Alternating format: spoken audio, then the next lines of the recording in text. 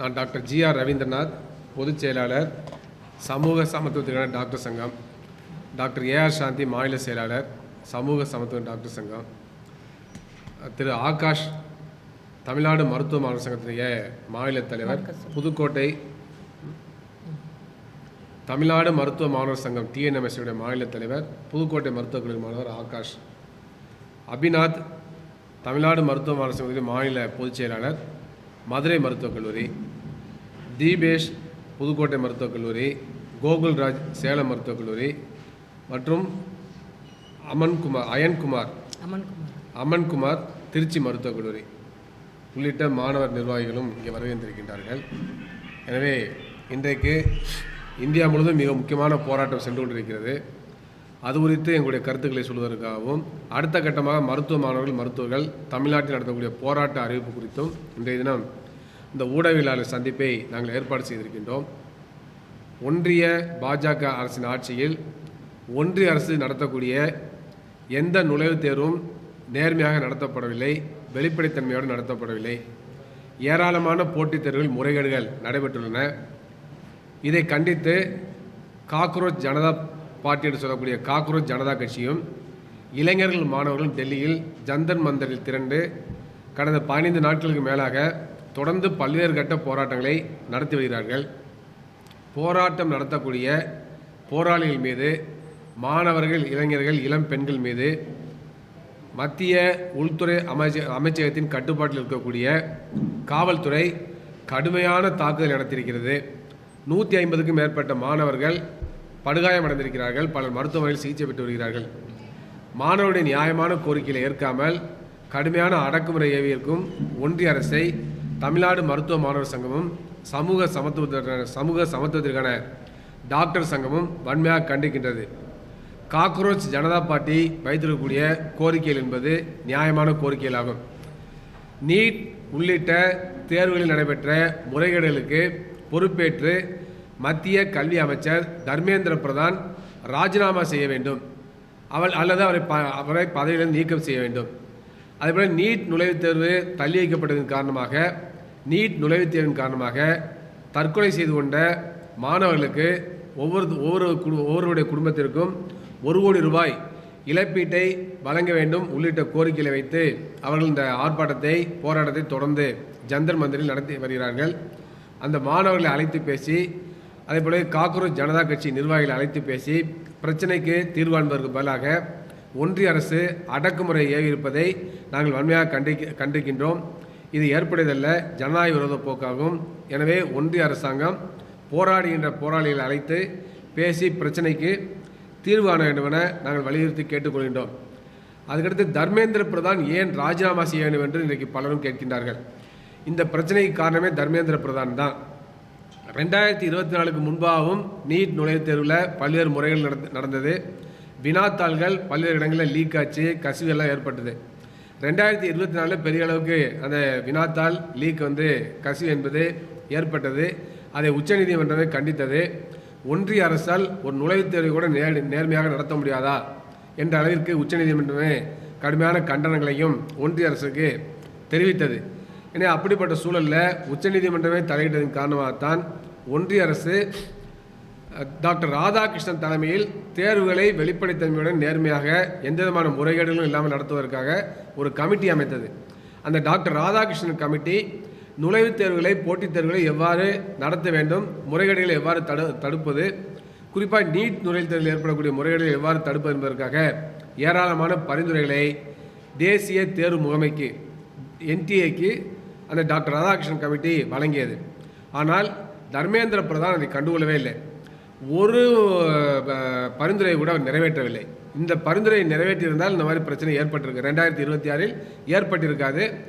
22 லட்சம் மாணவர்கள் மீண்டும் தேர்வு எழுதக்கூடிய ஒரு அவலநிலை ஏற்பட்டிருக்காது. எனவே தர்மேந்திர பிரதானுடைய தவறின் காரணமாகத்தான் 22 லட்சம் மாணவர்கள் இந்த வினாத்தாள் கசிவின் காரணமாக மீண்டும் தேர்வு எழுதக்கூடிய ஒரு சூழல் ஏற்பட்டுச்சு. அதில் பல பேர் தேர்வுகளை மீண்டும் நடத்தியதன் காரணமாக, தேர்வு ரத்து செய்யப்பட்டதன் காரணமாக தற்கொலை செய்து கொள்ளக்கூடிய ஒரு நிலை ஏற்பட்டது. அதற்கும் தர்மேந்திர பிரதான் அவர்கள் தான் பொறுப்பேற்க வேண்டும். எனவே தர்மேந்திர பிரதானை உடனடியாக பதவி நீக்கம் செய்ய வேண்டும். அதே போலவே டாக்டர் ராதாகிருஷ்ணன் கமிட்டி பல்வேறு பரிந்துரைகளை செய்தது. குறிப்பாக பார்த்தீங்கன்னாக்க பேப்பர் பேனாவில் தேர்வு எழுதுவதற்கு பதிலாக ஆன்லைன் மூலமாக தேர்வுகள் நடத்த வேண்டும். மத்திய அரசே சொந்தமாக 1000 தேர்வு மையங்களை இந்தியா முழுவதும் உருவாக்க வேண்டும். நீட் நுழைவுத் தேர்வு JEE போல் வருடத்திற்கு 2 முறை நடத்த வேண்டும் உள்ளிட்ட பல்வேறு பரிந்துரைகளை வழங்கியது. அதுவே தேர்வு மையங்களை செயற்கை நுண்ணறிவு கொண்டு அந்த தொழில்நுட்பத்தை கொண்டு கண்காணிக்க வேண்டும் உள்ளிட்ட பல்வேறு பரிந்துரைகளை அந்த டாக்டர் ராதாகிருஷ்ணன் கமிட்டி NTA வழங்கியது. ஆனால் NTA அதை நடைமுறைப்படுத்தவில்லை. அதுக்கடுத்து NTA கட்டமைப்பிலே மிகப்பெரிய குறைபாடு இருப்பதையும் அந்த டாக்டர் ராதாகிருஷ்ணன் கமிட்டி சுட்டி காட்டியது. அதையும் அவர் சரி செய்யவில்லை. NTA கிட்டத்தட்ட ஒவ்வொரு ஆண்டும் பார்த்தீங்கன்னா 60 லட்சம் பேர் 70 லட்சம் பேர் பல்வேறு தேர்வுகளை NTA மூலமாக எழுதுகிறாங்க. NTA அந்த தேர்வுகளை நடத்துகிறது. இந்த ஆண்டு மட்டுமே 12 தேர்வுகளுக்கு 65 லட்சம் பேர் இதுவரை விண்ணப்பித்திருக்கிறார்கள். 12 தேர்வுகளுக்கு 65 லட்சம் பேர் விண்ணப்பித்திருக்கிறார்கள். ஆனால் ஏறத்தாழ 65 லட்சம் பேருக்கு தேர்வு நடத்தக்கூடிய ஒரு NTA நிரந்தரமான ஊழியர்கள் பார்த்தீங்கன்னாக்கா பணியிடங்கள் பார்த்தீங்கன்னாக்கா 39 பணியிடங்கள் தான். அந்த 39 பணியிடங்கள்லையும் 24 பணியிடங்கள் தான் நிரப்பப்பட்டிருக்க ஒழிய மீதி பணியிடங்கள் அனைத்தும் காலியாக உள்ளது.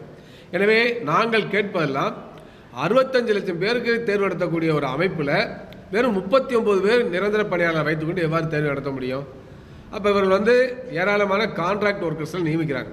குறிப்பாக அந்த எண்ணிக்கை கூட போதாது. ஒரு 67 பேர் பார்த்தீங்கன்னாக்க ஒப்பந்த முறையிலையும் ஒரு 124 பேர் அவுட் சோர்சிங் முறையிலையும் இங்கே பணி நியமனம் செய்யப்பட்டிருக்காங்க. எனவே இந்த அவுட் சோர்சிங் ஒப்பந்த அடிப்பில் நியமிக்கின்ற பொழுது அவ்வப்பொழுது நியமிப்பாங்க, அப்புறம் அவங்க போயிடுவாங்க, வேற ஒருத்தர் நியமிப்பாங்க. அப்போ எப்படி ரிலையபிலிட்டி இருக்கும்? அவருடைய நேர்மை எவ்வாறு நம்ம பரிசோதனை செய்வது? அவருடைய நடத்தையில எவ்வாறு கண்காணிப்பது? இதெல்லாம் மிகப்பெரிய பிரச்சனை. ஒரு நிரந்தர பணியாளர்னா அவருக்கு பொறுப்புணர்வு இருக்கிறது. அதே போல் அவருடைய பொறுப்பை நம்ம கண்காணிக்க முடியும், தவறு செய்தால் தட்டி கேட்க முடியும். ஆனால் தற்காலிக ஊழியர் இன்றைக்கி வருவார், டக்குன்னு அவங்க நின்றுடுவாங்க, தற்காலிக ஊழியர் பணி நீக்கம் செஞ்சுருவாங்க. அவுட் சோர்சிங் மூலமாக பணியாளர் நியமித்தால் அவர் அவுட் சோர்சிங் மூலமாக எந்த நிறுவனம் பணி நியமனம் செய்ததோ அவங்களுக்கு தான் அவங்க கடமைப்பட்டவர்களாக இருப்பார்கள். எனவே இது மிகப்பெரிய மோசடிகளுக்கு வழிவகுக்கிறது. எனவே ஒன்றிய அரசின் இந்த மிகப்பெரிய குறைபாடு தான் மிக முக்கியமான காரணம் அந்த நுழைவுத் தேர்வில் ஏற்படக்கூடிய குறைபாடுகளுக்கு. அதே போலவே இந்த தேசிய தேர்வு முகமை என்ற ஒரு அமைப்பு உருவாக்கப்படுகிறது என்று சொல்லி அருண்ஜேட்லி 2015ஆம் ஆண்டு பட்ஜெட்டில் அறிவித்தார். அவ்வாறு அறிவிக்கின்ற பொழுது இந்த தேசிய தேர்வு முகமை உருவாக்குவதற்காக அவர் ஒதுக்கிய தொகை என்பது வெறும் 25 கோடி தான். 65 லட்சம் பேர் 70 லட்சம் பேர் தேர்வு நடத்தக்கூடிய ஒரு அமைப்புக்கு 25 கோடி ரூபாய் நிதி ஒதுக்கினால் எப்போ அந்த அமைப்பு எவ்வாறு செயல்பட முடியும்? ஆனால் மீண்டும் மீண்டும் மாணவர்கள் தேர்வுக்கான கட்டணத்தை வாங்கி இன்றைக்கு அந்த தேசிய தேர்வு முகமை ஏறத்தாழ 1200 கோடி ரூபாய் சொத்து இருக்கு. இப்போ இந்த 1200 ரூபாய் சொத்து இருக்கக்கூடிய ஒரு அமைப்பு ஏன் பல்வேறு மையங்களை உருவாக்கவில்லை? பல்வேறு டேர்னோவர் 1200 கோடி ரூபாய்க்கு டேர்னோவரை காணக்கூடிய அந்த அமைப்பு ஏன் அடிப்படையான கட்டமைப்புகளை ஏற்படுத்தவில்லை என்பதெல்லாம் மிகப்பெரிய கேள்வி. அதே போலவே இந்த ஒன்றிய பாஜக அரசு தேர்வுகளை இன்றைக்கு மையப்படுத்தி விட்டது, தேர்வுகளை வணிகமயமாக்குகிறது. இந்த தேர்வுகளை நடத்துகின்ற அமைப்பு பார்த்தீங்கன்னா எல்லாமே கான்ட்ராக்டில் செய்கிறாங்க. பல்வேறு அமைப்புகள்கிட்ட நிறுவனங்கள்ட்ட அவங்க விட்டு விடுகிறார்கள். அவ்வாறு தனியார் அமைப்புகள்கிட்ட தேர்வுகளை நடத்த விடுவதன் காரணமாக அந்த தனியார் அமைப்புகளும் முறைகேடுகளுக்கு காரணமாக இருக்கின்றன. அந்த தனியார் அமைப்புகளில் செயல்படக்கூடிய ஊழியர்களும் அந்த முறைகேடுகளுக்கு காரணமாக இருக்கின்றன. எனவே இந்த NTA பல்வேறு திருத்தங்களை செய்ய வேண்டிய அவசியம் இருக்குது. அந்த NTA இன்றைக்கி ஸ்கிராப் பண்ணிவிட்டு அந்த NTA ரத்து செய்துவிட்டு அதற்கு பதிலாக UPSC அமைப்பை போல ஒரு அமைப்பை ஒன்றிய அரசு உருவாக்க வேண்டும். அதன் மூலமாகத்தான் ஒன்றிய அரசு நடத்தக்கூடிய அனைத்து நுழைவுத் தேர்வுகளையும் நடத்த வேண்டும் என சமூக சமத்துவ டாக்டர் சங்க சார்பாக நாங்கள் வலியுறுத்தி கேட்டுக்கொள்கின்றோம். குறிப்பாக பார்த்தீங்கன்னாக்க இன்றைக்கு UPSCக்கு நிரந்தரமான ஊழியர் இருக்காங்க, ஆனால் NTA இல்லை. இதெல்லாம் இது சொசைட்டி ஆக்டில் தான் பதிவு செய்யப்பட்டிருக்கு. ஆனால் UPSC அரசுக்கும் நாடாளுமன்றத்துக்கும் பதில் சொல்ல கடமைப்பட்டது. ஆனால் NTA அவர் கடமைப்பட்ட அமைப்பு அல்ல. அது ஒரு சொசைட்டி ஆக்டில் பதிவு செய்யப்பட்ட ஒரு தனியார் அமைப்பு போல் செயல்படுகிறது. எனவே தேர்வுகள் நடத்துகின்ற அமைப்பையே தனியார் அமைப்பு போல ஒன்றிய அரசு மாற்றிவிட்டது. அப்போ இதுக்கு நோக்கம் என்ன? இந்தியாவில் நடத்தக்கூடிய அனைத்து தேர்வுகளையுமே வணிகமயமாக்குவது, எக்ஸாம்ஸை ப்ராஃபிட்டுக்காக நடத்துவது, எக்ஸாம்ஸை கமர்ஷியலைஸ் பண்ணுறது என்ற நோக்கத்தோடு ஒன்றிய அரசு செயல்படுகிறது. தேர்வுகள் என்பது லாபத்திற்காக, தேர்வுகள் என்பது ஒரு வணிகம் என்ற அடிப்படையில் தான் ஒன்றிய அரசு தேர்வுகளை பார்க்கிறது. எனவே ஒன்றிய அரசுடைய இந்த பார்வை தான் இந்த பிரச்சனைகளுக்கு காரணம். சீனாவில் உலகத்திலே மிகப்பெரிய நுழைவுத் தேர்வு நடத்தப்படுகிறது. ஒவ்வொரு ஆண்டும் ஜூன் மாதம் நடத்தக்கூடிய தேசிய கல்லூரி மாணவர்களுக்கான நுழைவுத் தேர்வு நேஷனல் காலேஜ் என்ட்ரன்ஸ் எக்ஸாமினேஷன் பேர், நேஷனல் காலேஜ் என்ட்ரன்ஸ் எக்ஸாமினேஷன். அதை ஜூன் மாதம் நடத்துகிறாங்க. அதில் சீனாவில் 1,30,00,000 பேர் ஒவ்வொரு ஆண்டு ஜூன் மாதம் அந்த தேர்வு எழுதுகிறார்கள். 1,30,00,000 மாணவர்கள் எழுதக்கூடிய அந்த நுழைவுத் தேர்வில் சீனாவில் எந்த முறைகேடும் கிடையாது. கியூபாவில் அது போன்ற மாணவர்கள் நுழைவுத் தேர்வு எழுதுகிறாங்க. கியூபாவில் எந்த முறைகேடும் கிடையாது. தென்கொரியாவில் நுழைவுத் தேர்வு இருக்கிறது, அங்கே இந்த முறைகேடு கிடையாது. அதே போல் பார்த்தீங்கன்னாக்கா அமெரிக்காவை சேர்ந்த இடிஎஸ் என்ற நிறுவனம், இடிஎஸ் என்ற கம்பெனி அமெரிக்காவில் இருக்கிறது. அந்த கம்பெனி உலகம் முழுவதும் 5 கோடி மாணவர்களுக்கு பல்வேறு தேர்வுகள் நடத்துகிறது. அந்த தேர்வுகளில் எந்த விதமான முறைகேடு வந்தாலும் எந்த விதமான கம்ப்ளைண்ட் கிடையாது. ஆனால் ஒன்றிய அரசாங்கம் வெறும் 22 லட்சம் பேருக்கு நடத்தக்கூடிய தேர்வில் ஏராளமான முறைகேடு, பல்வேறு இடங்களில் முறைகேடுனாக்க இந்த ஒன்றிய அரசு தேர்வை நடத்துவதற்கு லாயக்கில்லை, தகுதி என்பதை நிரூபிச்சிருக்கிறாங்க. எனவே அந்த அரசு இதுக்கு பொறுப்பேற்க வேண்டும், தர்மேந்திர பிரதான் பதவியில் வேண்டும் என்பதுதான் எங்களுடைய மிக முக்கியமான கோரிக்கை. அதேபோல் இன்றைக்கு ஒன்றிய அரசு நடத்தக்கூடிய எந்த நுழைவுத் தேர்வையும் மாநில அரசுகள் மீது திணிக்கக்கூடாது. தமிழ்நாடு அரசுடைய கட்டுப்பாட்டில் உள்ள மருத்துவ இடங்களுக்கும் மாநில அரசுடைய கட்டுப்பாட்டில் உள்ள மருத்துவ இடங்களுக்கும் மாநில அரசுகள் தான் மாநில அரசுக்கு நடத்த வேண்டும். அதில் நீட் நுழைவுத் தேர்வை திணிப்பதோ அல்லது தமிழ்நாடு அரசுடைய கட்டுப்பாட்டில் உள்ள கல்லூரிகளுக்கு கியூட் நுழைவுத் தேர்வை திணிப்பதோ அல்லது வேறு நுழைவுத் தேர்வை திணிப்பதோ என்பது ஏற்றுக்கொள்ள முடியாது. அது மாநில அரசுடைய உரிமைகளுக்கு எதிரானது, அதே போல கூட்டாட்சி கோட்பாட்டுக்கு எதிரானதாகும். பல்கலைக்கழகங்களுடைய சுதந்திரத்தில் தலையிடக்கூடிய ஒரு போக்காகும், அது அரசு சட்டத்துக்கு எதிரான ஒரு போக்காகும். அத்தகைய போக்கை ஒன்றிய அரசு கடைபிடிக்கக்கூடாது. எனவே ஒன்றிய அரசு தேசிய மருத்துவ ஆணைய சட்டம் 2019 கொண்டு வந்து அதன் மூலமாக மாநில அரசுடைய உரிமைகளை பறிக்கக்கூடிய வகையில் நீட் நுழைவுத் தேர்வை சட்டப்பூர்வமாக மாற்றியிருக்கிறது. அதேபோல் எம்பிபிஎஸ் இறுதி ஆண்டில் நெக்ஸ்ட் என்ற தேர்வை திணிக்க முயற்சி செய்கிறார்கள். இந்தியா முழுவதும் எம்பிபிஎஸ் படிக்கக்கூடிய மாணவர்கள் இறுதி ஆண்டு மருத்துவ படிப்பை நெக்ஸ்ட் தேர்வை எழுதிதான் அதன் மூலமாக வெற்றி பெற்று தான் அவர்கள் மருத்துவராக முடியும் என்ற வகையில் அந்த நேஷனல் எக்ஸிட் டெஸ்ட் என்று சொல்லக்கூடிய நெக்ஸ்ட் தேர்வை ஒன்றிய அரசு கொண்டு வருகிறது. எனவே இறுதியாண்டு மருத்துவ படிப்பு தேர்வை மையப்படுத்துகிறார்கள். அதிலே மாநில உரிமைகளை, மாநில பல்கலைக்கழக உரிமைகளை ஒன்றிய அரசு பறிக்கிறது. இத்தகைய போக்கை நாங்கள் வன்மையாக கண்டிக்கின்றோம். எனவே தேர்வுகளை மையப்படுத்துகிற போக்கை ஒன்றிய அரசு கைவிட வேண்டும், மாநில உரிமைகளை பறிக்கக்கூடாது என்பதையெல்லாம் நாங்கள் வலியுறுத்தி ஒன்றிய அரசை கேட்டுக்கொள்கின்றோம். அதுக்கடுத்து மிக முக்கியமாக இன்றைக்கு மருத்துவ படிப்பு கடுமையான போட்டி நிலவுகிறது. ஏராளமான மாணவர்கள் மருத்துவ இடங்கள் கிடைக்கவில்லை என்று சொல்லி தற்கொலை செய்து கொள்கிறார்கள். ஆனால் அதே சமயத்தில் ஒவ்வொரு ஆண்டும் தனியார் மருத்துவக் கல்லூரிகளில் 2000 எம்பிபிஎஸ் இடங்கள் காலியாக போகிறது. பல் மருத்துவ படிப்பு என்கிற பொழுது இதோட கூடுதலான எண்ணிக்கையில் பல் மருத்துவ படிப்பிடங்களும் காலியாக போகிறது. அதற்கு மிக முக்கியமான காரணம் தனியார் கல்லூரியில் இருக்கக்கூடிய கட்டண கொள்ளை தான். நிகர்நிலை மருத்துவ பல்கலைக்கழகங்கள் நடக்கக்கூடிய கட்டண கொள்ளை தான் மிக முக்கியமான காரணம். எனவே தேசிய தேர்வு முகமை இன்றைக்கு இந்த பிரச்சனை கண்டுகொள்ளவில்லை. தேசிய மருத்துவ ஆணையம் 2019ஆம் ஆண்டு கொண்டு வந்த சட்டத்தில் நாங்கள் நாடு முழுவதும் 50 விழுக்காடு இடங்களுக்கு மட்டும்தான் கட்டணத்தை நிர்ணயிப்போம், மீதி 50 விழுக்காடு இடங்களுக்கு அந்தந்த கல்லூரிகளை நிர்ணயம் செய்து கொள்ளலாம் என்று சொல்லி அவர்கள் லிபரேட் செய்து விட்டார்கள். சந்தை மதிப்பில் எவ்வளவு வேணாலும் நீங்கள் மதிப்புக்கு ஏற்ப கட்டணங்களை வசூல் செய்து கொள்ளுங்கள் என்று சொல்லி அவர்கள் இன்றைக்கு கட்டண சுதந்திரத்தை வழங்கிவிட்டார்கள். எனவே அதுதான் மிக முக்கியமான காரணமாக இருக்கிறது. நீட் நுழைவுத் தேர்வுக்கும் கட்டணத்திற்கும் எந்த விதமான தொடர்பும் இல்லை. தேசிய மருத்துவ ஆணைய சட்டத்தில் ஒன்றிய அரசு 50 விழுக்காடு இடங்களுக்கு மட்டுமே கட்டணத்தை நிர்ணயிப்போம் என்று சொன்னதின் காரணமாகத்தான் தனியார் மருத்துவக் கல்லூரியில் தங்களுடைய விருப்பத்துக்கு ஏற்ப, தங்களுடைய கல்லூரியில் இருக்கக்கூடிய வசதிக்கு ஏற்ப, தங்கள் கல்லூரியில் எவ்வளவு பேர் போட்டி போடுகிறார், எவ்வளவு பேர் விரும்புகிறார் என்பதற்கு ஏற்ப அந்த கல்வி நிறுவனங்கள் 50 லட்சம் 1 கோடி வரை எம்பிபிஎஸ்க்கான கட்டணத்தை நிர்ணயிக்கிறார்கள்.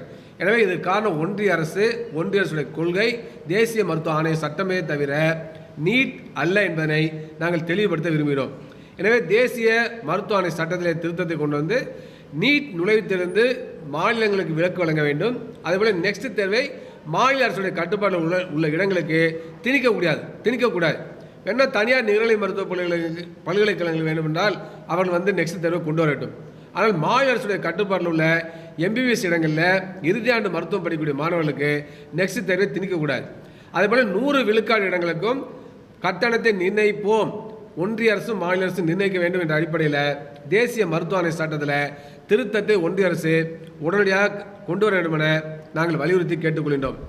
இந்த கோரிக்கையை வலியுறுத்தி வருகின்ற செவ்வாய்க்கிழமை 28ஆம் தேதி தமிழ்நாடு முழுவதும் அனைத்து அரசு மருத்துவக் கல்லூரிகளிலும் மாலை நேரத்தில் கண்டன ஆர்ப்பாட்டம் நடைபெறும். அதாவது ஒன்றிய பாஜக அரசின் மாணவர் விரோத போக்கை கண்டித்து, ஜந்தர் மந்தில் மாணவர்களை இளைஞர்களை தாக்கியதை கண்டித்து, தர்மேந்திர பிரதான் நீட் உள்ளிட்ட நுழைவுத் தேர்வில் நடைபெற்ற முறைகேடுகளுக்கு காரணம், எனவே அது பொறுப்பேற்று அவர் ராஜினாமா செய்ய வேண்டும். சிபிஎஸ்இ +2 எக்ஸாமில் தேர்வு திருத்தல் பணியில் ஏற்பட்ட முறைகேடுகளுக்கும் அவர்தான் பொறுப்பு. எனவே அதற்கும் பொறுப்பேற்று அவர் பதவி விலக வேண்டும், என்டிஏ ரத்து செய்ய வேண்டும். அதே போல நீட்டில் பல்வேறு மாற்றங்களை செய்ய வேண்டும். மாநில அரசுடைய இடங்களுக்கு விலக்கு வழங்க வேண்டும் உள்ளிட்ட முக்கியமான கோரிக்கைகளை வலியுறுத்தி வருகின்ற 28ஆம் தேதி செவ்வாய்க்கிழமை மாலை தமிழ்நாடு முழுவதும் அனைத்து மருத்துவக் கல்லூரிகளிலும் மருத்துவ மாணாக்கர்கள் கண்டன ஆர்ப்பாட்டத்தை நடத்துவார்கள். ஒன்றிய அரசு இந்த கோரிக்கையை நிறைவேற்றாவிட்டால் அந்த போராட்டம் பல்வேறு வடிவங்களில் தொடரும் என்பதை நாங்கள் வலியுறுத்தி கூறிக்கொள்கின்றோம். அதே போலவே இன்றைக்கு தமிழ்நாடு அரசு பல்வேறு விஷயங்களை செய்ய வேண்டும். குறிப்பாக தமிழ்நாட்டில் அரசு பள்ளி மாணவர்களுக்கு 7.5 விழுக்காடு இடஒதுக்கீடு அரசு மருத்துவக் கல்லூரி வழங்கப்படுகிறது. தனியார் மருத்துவக் கல்லூரியிலும் 7.5 விழுக்காடு இடஒதுக்கீடு வழங்கப்படுகிறது. அதனால் ஏழை மாணவர்கள் பயன்பெறுகிறார்கள். இதுவரை கிட்டத்தட்ட 4500 மாணவர்கள் பயன்பெற்றிருக்கிறார்கள். அவர்களுக்கான கல்வி கட்டணம், உணவு விடுதி கட்டணம், உணவு கட்டணம் உட்பட அனைத்து கட்டணங்களையும் அரசாங்கமே செலவு செய்கிறது. அது வரவேற்கத்தக்கது. ஆனால் இது 5 ஆண்டுகளுக்கு முன்னால் நிர்ணயிக்கப்பட்ட கட்டணமாகும். இப்போ என்ன பிரச்சனைனாக்க விலைவாசி ஏறிவிட்டது, விடுதி கட்டணம் உயர்ந்துருச்சு, உணவு கட்டணம் உயர்ந்து விட்டது, புத்தகங்கள் விலை ஏறிவிட்டது. அப்படிப்பட்ட சூழலில் 5 ஆண்டுகளுக்கு முன்பாக ஒரு அரசு பள்ளி மாணவர்களுக்கு என்ன நிதியுதவியை தமிழ்நாடு அரசு வழங்கியதோ அதையே வழங்குகிறது. அதில் அரசு பள்ளி மாணவர்களுக்கு 7.5 விழுக்காடு இடஒதுக்கீட்டில் இடங்கள் கிடைத்தால் கூட அவர்களால் படிக்க முடியாத சூழல் ஏற்படுகிறது. எனவே அப்படிப்பட்ட போக்கை தவிர்ப்பதற்கு 7.5 விழுக்காடு இடஒதுக்கீடு சேர்ந்த அரசு பள்ளி மாணவர்களுக்கு வழங்கக்கூடிய அந்த நிதியை அதிகப்படுத்த வேண்டும் என தமிழ்நாடு அரசை நாங்கள் வலியுறுத்தி கேட்டுக்கொள்கின்றோம். அதேபோல் இந்த 7.5 விழுக்காட்டை 10 விழுக்காடாக உயர்த்த வேண்டும். கலையரசன் குழு, நீதியரசர் கலையரசன் குழு தமிழ்நாட்டில் அரசு பள்ளி மாணவர்களுக்கு 10 விழுக்காடு வரை இடஒதுக்கீடு வழங்கலாம் என்று சொல்லி பரிந்துரை செய்திருக்கிறது. எனவே அந்த அடிப்படையில் தற்பொழுது 7.5 விழுக்காடு தான் வழங்கப்படுகிறது. இதை 10 விழுக்காடாக உயர்த்தி வழங்க வேண்டும் என கேட்டுக்கொள்கின்றோம். அதுக்கடுத்து அரசு உதவி பெறும் பள்ளி மாணவர்களுக்கு தனியாக இடஒதுக்கீட்டை தமிழக அரசு நடைமுறைப்படுத்த முயல வேண்டும் என கேட்டுக்கொள்கின்றோம். இந்த அரசு பள்ளி மாணவர்களுக்கான இடஒதுக்கீட்டை தமிழ்நாடு அரசும் புதுச்சேரி அரசும் நடைமுறைப்படுத்துவது வரவேற்கத்தக்கது, பாராட்டத்தக்கது. அந்த அடிப்படையில் இது நல்ல பயனை வழங்கியிருக்கிறது. எனவே இந்த நடைமுறை பின்பற்றி மத்திய அரசுடைய அனைத்து மருத்துவக் கல்வி நிறுவனங்களிலும் அனைத்து மாநில அரசுகளும் அரசு பள்ளி மாணவர்களுக்கு 10 விழுக்காடு வரை இடஒதுக்கீட்டை வழங்கிட வேண்டும் என எங்களுடைய சமூக சமத்துவ டாக்டர் சங்கம், தமிழ்நாடு மருத்துவ மாணவர் சங்கம் சார்பாக நாங்கள் கேட்டுக்கொள்கின்றோம். அதுவே தமிழ்நாடு அரசு உடனடியாக தமிழ்நாட்டில் உள்ள அனைத்து மருத்துவக் கல்லூரிகளிலும் மாணவர் மன்றங்களை, ஸ்டூடெண்ட்ஸ் கவுன்சில் உருவாக்க வேண்டும். பல கல்லூரிகளில் மீண்டும் மாணவர்கள் கோரிக்கை வைத்து கூட ஸ்டூடெண்ட்ஸ் கவுன்சில் உருவாக்கப்படவில்லை. குறிப்பாக புதுக்கோட்டை மருத்துவர்கள் நீண்ட காலமாக வலியுறுத்தி கூட ஸ்டூடெண்ட்ஸ் கவுன்சில் அமைக்கப்படவில்லை. அதனால் இங்கே பார்த்தீங்கன்னா விளையாட்டு போட்டி நடத்தப்படவில்லை, கலாச்சார விழாக்கள் எதுவும் கிடையாது, மாணவர்களுக்கான இலக்கிய விழாக்கள் கிடையாது, கலை விழாக்கள் கிடையாது, தமிழ் மன்றம் கிடையாது. இது போன்று எந்த விதமான பொழுதுபோக்கு வசதிகளும் அவருடைய இதர திறமைகளை வளர்த்துக் கொள்வதற்கான எந்த விதமான வாய்ப்பும் மறுக்கப்படுகிறது. எனவே தமிழ்நாடு அரசு அனைத்து மருத்துவக் கல்லூரி ஸ்டூடெண்ட்ஸ் கவுன்சிலை உருவாக்க வேண்டும் என கேட்டுக்கொள்கின்றோம். அதுக்கடுத்து பாலியல் வன்முறைகள் தொடர்பாக விசாரிப்பதற்கான விசாகா கமிட்டி சொல்லக்கூடிய இன்டர்னல் கமிட்டியை உருவாக்க வேண்டும். அது பல மருத்துவர்களில் இல்லை. எனவே இந்த விசாகா கமிட்டியை எல்லா கல்லூரிகளும் உருவாக்க வேண்டும் என நாங்கள் வலியுறுத்தி கேட்டுக்கொள்கின்றோம். அதுக்கடுத்து பயிற்சி மருத்துவர்களும் பட்ட மேற்படி மாணவர்களுக்கும் தொடர்ச்சியாக 36 மணி நேரம் வரை வேலை வழங்கப்படுகிறது. இது கடுமையான கண்டனத்திற்குரியது. 2015ஆம் ஆண்டு எங்களுடைய சமூக சமத்துவ டாக்டர் சங்கம் சென்னை உயர்நீதிமன்றத்தில் வழக்கு தொடர்ந்தோம். அந்த வழக்கில் பயிற்சி மருத்துவர்களுக்கும் பட்ட மேற்படி மாணவர்களுக்கும் தொடர்ச்சியாக 8 மணி நேரத்திற்கு மேல் வேலை வழங்கக்கூடாதுன்னு சொல்லி தீர்ப்பு வழங்கியிருக்கிறது. ஆனால் தமிழ்நாடு அரசு அதை நடைமுறைப்படுத்தவில்லை. பேரளவுக்கு சுற்றறிக்கை மட்டும்தான் அனுப்புகிறாங்க. எனவே இது கடுமையான கண்டனத்திற்குரியது. புதிதாக வந்திருக்கக்கூடிய தாவேக அரசாவது மருத்துவ மாணவர்களுடைய உரிமைகளை பாதுகாக்க வேண்டும், அவர்களை உழைப்பு சுழலுக்கு உள்ளாக்கக்கூடாது. எனவே தமிழ்நாடு அரசு 8 மணி நேரம் மட்டுமே வேலை என்பதனை பயிற்சி மருத்துவர்களுக்கும் பட்ட மேற்படி மாணவர்களுக்கும் வழங்கப்படுவதை உறுதி செய்ய வேண்டும் என நாங்கள் கேட்டுக்கொள்கின்றோம். அதுக்கடுத்து ஸ்டைஃபன் விஷயத்தில் பிஜி ஹவுஸ் சர்ஜன் மாணவர்களுக்கான பயிற்சி கால ஊதியத்தை உயர்த்த வேண்டும் என நாங்கள் வலியுறுத்தி கேட்டுக்கொள்கின்றோம். சேலம் அரசு மருத்துவக் கல்லூரி மாணவர்கள் பயன்பாட்டுக்காக கூடுதலாக ஒரு பேருந்து வசதியை செய்து கொடுக்க வேண்டும். கல்லூரி பேருந்தை தமிழ்நாடு அரசு வழங்க வேண்டும். சேலத்தில் மருத்துவக் கல்லூரிக்கும் மருத்துவமனைக்கும் 10 கிலோமீட்டர் மேலே இருக்குது. அதில் மாணவர்கள் மிகப்பெரிய சிரமங்கள் உள்ளாராங்க. எனவே தமிழ்நாடு அரசு ஒரு புதிய பேருந்தை, காலேஜ் பஸ்ஸை சேலம் மருத்துவக் கல்லூரி மாணவர்களுக்கு வழங்க வேண்டும் என வலியுறுத்தி கேட்டுக்கொள்கின்றோம். டாக்டர் சாந்தி டெல்லியில் நடந்த ஜந்தர் மந்தர் போராட்டத்தில் கலந்துட்டாங்க. அங்கே ஏற்பட்ட அனுபவங்களை, பிரச்சனையை பற்றி அவங்க நேரடியாக விளக்குவார்கள். ஊடகங்களில் நாம் பலவற்றை பார்த்தது மாதிரி டெல்லி ஜந்தர் மந்தரில் நடந்த விஷயங்கள் என்பது டெல்லி ஜந்தர் மந்தரில் நடந்த விஷயங்கள் என்பது மிகவும் அநீதியானது. என்ன போராட்டம் நடத்திட்டாங்க? ஒரு தர்மேந்திர பிரதான் என்கின்ற ஒரு எஜுகேஷன் மினிஸ்டர் தொடர்ந்து தப்பு பண்ணுறாரு. This is not the first time, முதல் முறை கிடையாது. 2024 பெரிய பிரச்சனை வந்தது. அப்போயும் அவர் தான் மினிஸ்டராக இருந்தார். திருப்பி ஒரு பேருக்கு ராதாகிருஷ்ணன் கமிட்டி இது அப்படின்னு போட்டுருந்தாங்க. நான் சமூக சமத்துவத்திற்கான டாக்டர்கள் சங்கம், தமிழ்நாடு மருத்துவ மாணவர் சங்கம் உட்பட அனைவரும் இந்த பிரச்சனைகளை எல்லாம் எப்படி சரி பண்ணலாம்னு சொல்லி சொன்னோம். டாக்டர் ரவீந்திரநாத் குறிப்பிட்டது போல முதல்ல அந்த நேஷனல் டெஸ்டிங் ஏஜென்சியை கலைச்சிட்டு ஒழுங்காக ஒரு கான்ஸ்டிடியூஷனல் பாடி யூபிஎஸ்சி மாதிரி ஏற்பாடு பண்ணுங்கலாம் சொல்லி சொன்னோம். எதையுமே கேட்கல. அந்த எந்த விதமான ஒரு சின்ன பரிந்துரைகளை கூட அவங்க அமைச்ச ராதாகிருஷ்ணன் கமிட்டி அமைச்சதே வந்து சென்ட்ரல் கவர்மெண்ட் தானே. அவங்க அமைச்ச கமிட்டியோட ரிப்போர்ட்டே அவங்க கேட்கல என்பது வந்து மிகுந்த கண்டனத்துக்குரியது. அதன் காரணமாக தான் தொடர்ந்து பல்வேறு பிரச்சனைகள் வருகிறது. ஸோ அப்போ பார்த்தீங்கன்னா 20ஆம் தேதி மாலையில் ஜந்தர் மந்தரில் வந்துட்டு அமைதியான முறையில் மாணவர்கள் இது பண்ணும்போது திடீரென்று தடியடி நடத்தப்பட்டது. அப்போ பார்த்தீங்கன்னா யூனிஃபார்மில் இல்லாத ஒயிட் ட்ரெஸ்ஸு அப்புறம் ப்ளூ கலர் டிஷர்ட்டில் இருந்தவங்க பல பேர் இவ்வளோ பெரிய கருங்கல் எடுத்து போலீஸார் மீது ஒரு ஃப்ராக்ஷன் ஆஃப் அ செகண்டில் 50 பேர் போலீஸ் எடுத்து அடிக்கிறாங்க. அந்த கலர்லாம் பார்த்தீங்கன்னா ஒரே மாதிரி ஃபேக்ட்ரியிலேருந்து ஆர்டர் பண்ண மாதிரி பலன்னு புதுசான கருங்கல், கொஞ்சம் கூட அது மேலே மண்ணு கூட கிடையாது. இப்போ சாதாரணமாக கீழே மாணவர்கள் அடித்தா எப்படி இருப்பாங்க, கீழே இருக்கிற கல்லை எடுத்து அடிப்பாங்க. ஆனால் கொஞ்சம் கூட மண் இல்லாமல் புதுசாக ஒரே மாதிரியான சைஸு, அப்படியே இன்ஸ்ட்ரக்ஷன் கொடுத்த மாதிரி ஒரே நேரத்தில் அப்படியே பாஞ்சி வந்தது. ஸோ அந்த நேரத்தில் வந்து நாங்கள் எல்லாமே அங்கே இருந்தோம். ஸோ மிகப்பெரிய டியர் கேஸு, லத்தி சார்ஜு எல்லாம் ஒரே நேரத்தில் நடந்தது. அங்கே பெரிய ஸ்டாம்பேட் நடந்தது. நான் டி ராஜா அவங்களுடைய இந்திய கம்யூனிஸ்ட் கட்சியுடைய பொதுச்செயலர் மனைவி அவங்க ஆனி ராஜா, அப்புறம் அபராஜி தான் எல்லாருமே அங்கே இருந்தால் மிகப்பெரிய தள்ளுமுள் நடந்தது. எல்லாம் எங்கள் மேலே எல்லாம் ஃபுல்லாக அடிபட்டது, கீழே ஃபுல்லாக இதுவாகிடுச்சு. அதை தாண்டி அங்கே ஆனாலும் நாங்கள் அந்த களத்தில் நின்றுட்டு இருந்தோம். ஏனென்றால் அங்கே அடிபட்டவங்களுக்கான சிகிச்சை வழங்கப்படவில்லை. ரத்தம் வடிந்துட்டு இருக்க ஒரு ஸ்டூடெண்ட்டை தூக்கி ஆம்புலன்ஸில் நிறுத்துறாங்க. ஆனால் அந்த ஆம்புலன்ஸ் நகரவே மாட்டேங்குது. ஆம்புலன்ஸில் ஏற்றினதுக்கப்புறம் ஆம்புலன்ஸ் நகராமல் இருந்து எங்கே பார்த்துருப்பீங்களா? ஏன்னா ஸ்டூடெண்ட்ஸ்லாம் ஓடிட்டாங்க. அங்கே இடம் இருக்குது, பார்த்தால் பல ஃபேக் ஆம்புலன்ஸ். அவங்க வந்து ஆர்எஸ்எஸ் அமைப்பினர் ஒரு இடத்துலேருந்து அந்த போராட்ட காலத்தில் இன்னொரு இடத்துல போகிறதுக்காக ஃபேக் ஆம்புலன்ஸ் மாதிரி பண்ணிகிட்டு இருக்காங்க. அப்புறம் ஜந்தர் மந்தரில் மெயினான போராட்ட இடத்துல ஒரு 10-15 ஸ்டூடெண்ட் அடிபட்டு கிடக்குறாங்க. அப்புறம் ஆம்புலன்ஸ் வரல. அப்புறம் டெல்லியில் அப்புறம் போலீஸோடு சண்டை போட்டு ஆம்புலன்ஸ் வந்ததுக்கப்புறம் ஏற்றாமல் அவ்வளோ தூரம் போயிட்டு அப்படியே ஏமாற்றுவாங்கள்ல, அந்த மாதிரி பண்ணிகிட்டு இருக்காங்க. ரிவர்ஸ்லாம் பண்ண வேண்டிய அவசியமே இல்லை, அவ்வளோ பெரிய ஸ்பேஸ் அப்படியே கிடக்குது. அப்புறம் வந்து அங்கே அடிபட்டிருந்த மாணவியை தூக்கி ஏற்றும்போது பார்த்திங்கன்னா அப்படியே வலிப்பு தலையில் பயங்கரமாக அடிபட்டதன் காரணமாக வலிப்பு வாந்தி எல்லாம் வந்தது. அந்த நேரம் வந்து 20ஆம் தேதி மாலை 5 மணி, அந்த நேரத்தில் எங்களுக்கு வந்து ஒரு பெண் இறந்து விட்டதாக சொன்னாங்க. ஆனால் இப்போ வேற ஒரு பெண்ணோட ஃபோட்டோ வந்து இறந்ததாக வந்திருக்கின்றது. இது வன்மையாக கண்டிக்கத்தக்கது. அதுக்கப்புறம் பார்லிமெண்ட் ஸ்ட்ரீட் போலீஸ் ஸ்டேஷனில் மாணவர்கள் எல்லாம் எல்லாத்தையும் டீடைன் பண்ணி வச்சுருந்தாங்க. அங்கே வந்து அந்த யூனிஃபார்ம் இல்லாதவங்க ஒரு மாணவரையும் தனித்தனியாக ஒரு ரூமில் கூட்டிகிட்டு போயிட்டு, போலீஸ் கிடையாது, போலீஸ் யூனிஃபார்ம் கிடையாது, நேம் பேட்ச் மட்டும் கிடையாது. ஆனால் இதெல்லாம் போலீஸ் ஸ்டேஷனில், பார்லிமெண்ட் ஸ்ட்ரீட் போலீஸ் ஸ்டேஷன்லேயே நடந்தது. அப்புறம் வந்து அங்கே போய் நாங்கள் போராட்டம் நடத்துகிறோம். மாணவர்களை யார் வேணால் நடத்தலாமா, யார் வேணால் அடிக்கலாமா, யூனிஃபார்ம் இல்லாதவங்க எப்படி அடிப்பாங்கன்னு கேட்டப்போ டெல்லி போலீஸ் வந்து யூனிஃபார்ம் இல்லாதவங்கலாம் ஸ்டூடெண்ட்டு. நாங்கள் என்ன சார் ஸ்டூடெண்ட் அடிப்பாங்களா, என்ன கதை பேசுகிறீங்கன்னு சொன்னோன்னா ரொம்ப அமைதியாக இருந்தாங்க. ஒட்டுமொத்தமாக டெல்லி போலீஸே ஆர்எஸ்எஸ் கண்ட்ரோலில் இருக்கிறது. அவங்க மற்றவங்க தான் அது கண்ட்ரோல் பண்ணுற மாதிரி இருக்கிறது. அந்த நேரத்தில் இந்திய கம்யூனிஸ்ட் கட்சியுடைய பொதுச் செயலாளர் டி ராஜா அவர்கள் மிகப்பெரிய ரொம்ப சண்டை போட்டு எல்லா ஸ்டூடெண்ட்டையும் வெளியில் கூட்டிகிட்டு வந்தாங்க. அந்த போலீஸ் ஸ்டேஷனில் ரூமில் தனித்தனியாக ஒரு ஸ்டூடெண்ட்டு, அது பாய்ஸாக இருந்தாலும் கேர்ள்ஸாக இருந்தாலும் உள்ளே கூட்டிகிட்டு போயிட்டு லாக் பண்ணிவிட்டு மிக மோசமாக தடியறியால் தாக்கப்பட்டார்கள். அதற்கு முன்பாக ஒவ்வொருத்தருக்கும் உன்னோட ரிலீஜன் என்ன, உன்னோட பேர் என்ன என்று கேட்கப்பட்டது. ஆகவே இந்த போராட்டத்தின் பின்னால் ஆர்எஸ்எஸ் உடைய இந்துத்துவ ஐடியாலஜியும் இருக்கிறது. பல்வேறு பிரச்சனைகள் இதில் இருக்கின்றது.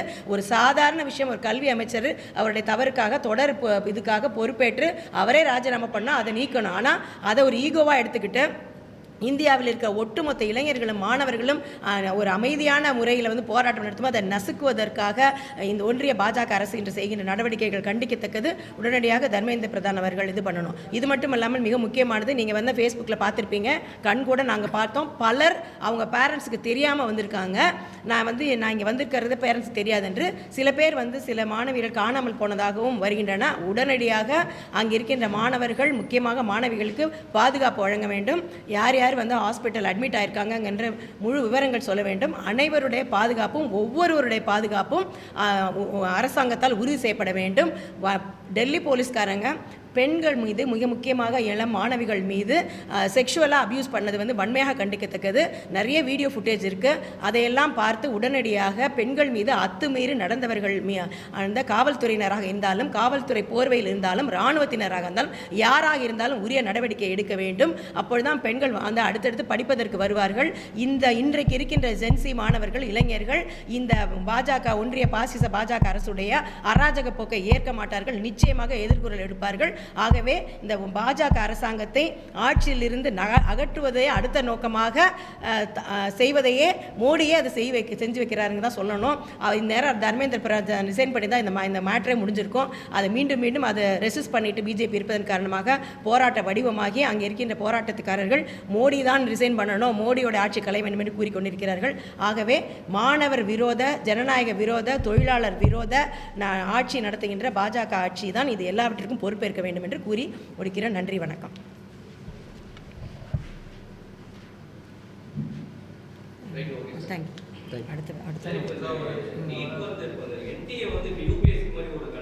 அதெல்லாம் கிடையாது. வெறும் சொசைட்டி ஆக்டில் இப்போ சாதாரணமாக நம்ம 4 பேர் சேர்ந்து ஒரு சொசைட்டி ஆக்டில் பண்ணுவோம்ல, அந்த மாதிரி பதிவு செய்யப்பட்ட அமைப்பு. அதனால தான் வந்து எவ்வளோ கம்ப்ளைண்ட் யார் அவங்க கொடுத்தாலும் 2024-25 நிறைய கம்ப்ளைண்ட் கொடுத்தாச்சு. இன்றைக்கி வரைக்கும் தர்மேந்திர பிரதான் மேலே யார் மேலே எந்த ஆக்ஷனும் எடுக்க முடியல. ஏன்னா அந்த சொசைட்டி ஆக்ட் அப்படி இருக்குது. யாருக்குமே பதில் சொல்ல வேண்டாம்.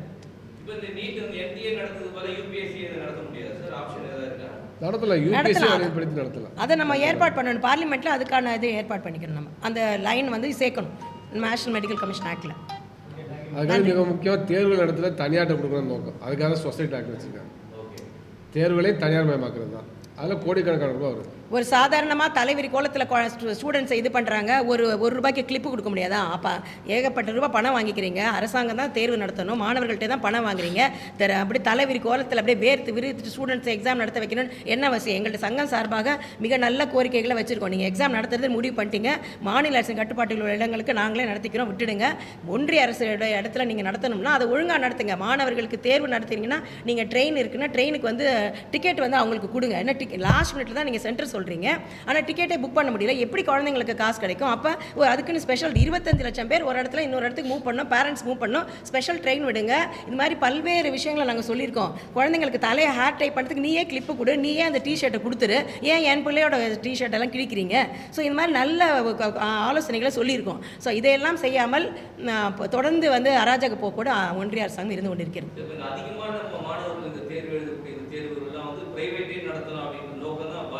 ஆமாம், பிரைவேட் மூலமாக ஏராளமான மாணவர்களை வந்து தேர்வில் வச்சா அது மூலமாக அந்த பிரைவேட் கம்பெனி லாபம் வந்து அதிகரிச்சுட்டே இருக்கும். அப்போ தேர்வு வந்து ஒரு போட்டித் தேர்வு வந்து மாணவர்கள் நலன் கருதி நடத்துறதை விட இவங்க என்ன பண்ணுறாங்கன்னாக்க தனியார் கம்பெனி லாபம் கருதி நடத்துகிறாங்க. அதான் பிரச்சனை. இப்போ நீட்டுக்கு அப்பர் ஏஜே கிடையாது. ஸ்டூடெண்ட்டு 17 வயசு ஸ்டூடெண்ட் எழுதுவாங்க, அவங்க வாத்தியாரம் எழுதுவாங்க, ரிட்டையர் ஆனவங்க எழுதுவாங்க. அப்போ நிறைய பேர் எக்ஸாம் எழுதுனா நிறைய காசு கிடைக்குங்கிறத நோக்கம். வியாபாரமயமாகிட்டது. ஆமாம்,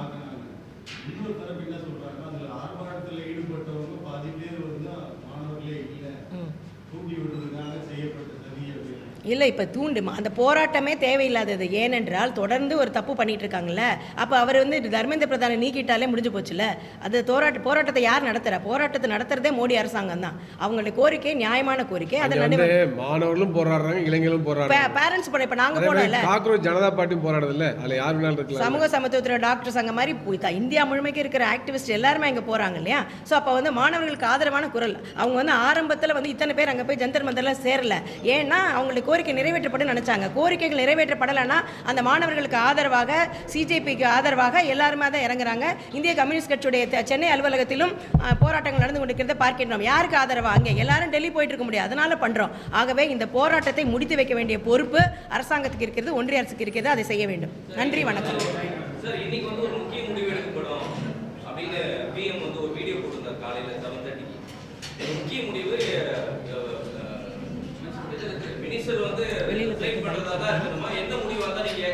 இல்லை, அவர் ஜோதிடத்தில் நம்பிக்கை உண்டு, எங்களுக்கு ஜோதிடத்தில் நம்பிக்கை இல்லை. பார்க்கலாம். அறிவிக்கட்டும், தர்மேந்திர பிரதான் பதவியை நீக்க செய்யட்டும், வரவேற்கிறோம். சரிங்களா? அதை ஊகங்களுக்கு பதில் சொல்லல. நன்றி.